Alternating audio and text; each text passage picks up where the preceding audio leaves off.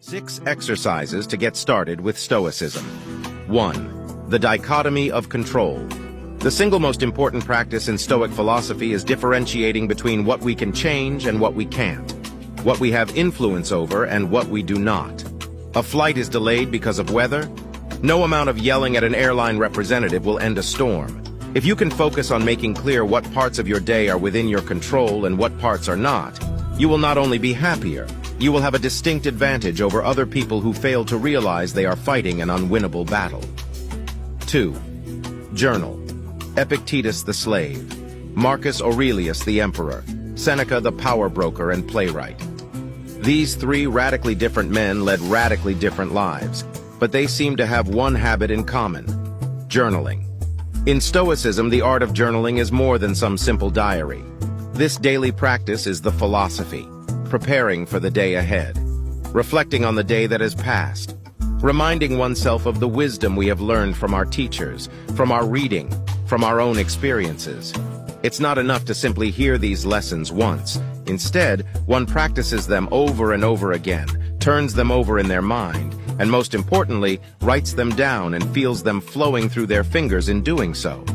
In this way, journaling is Stoicism. It's almost impossible to have one without the other. 3. Practice misfortune. Seneca, who enjoyed great wealth as the advisor of Nero, suggested that we ought to set aside a certain number of days each month to practice poverty. Take a little food, wear your worst clothes, get away from the comfort of your home and bed. Put yourself face to face with want, he said.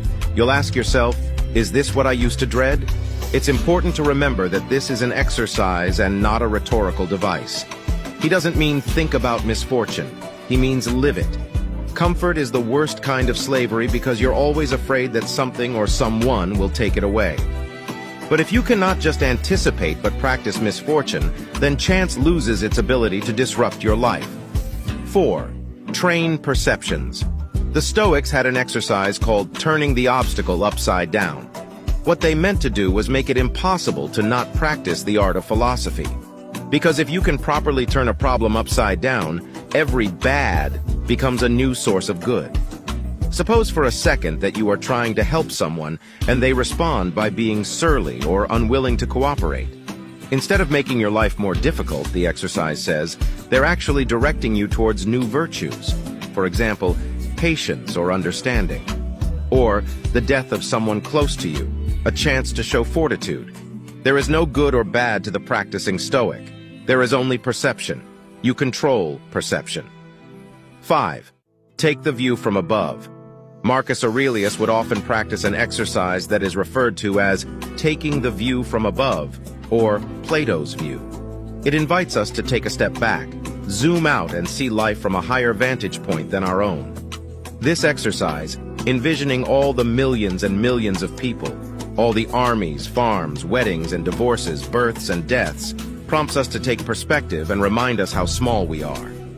6. Memento mori. Meditate on your mortality. In his Meditations, Marcus Aurelius wrote that you could leave life right now. Let that determine what you do and say and think.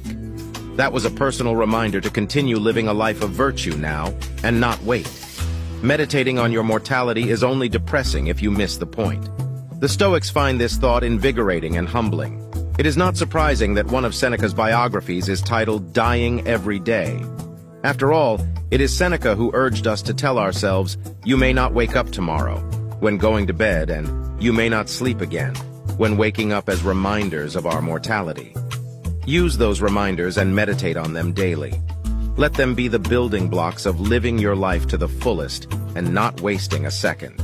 Drop a 100 if you read this far. This shows you are part of the 0.01% who actually finish what they start.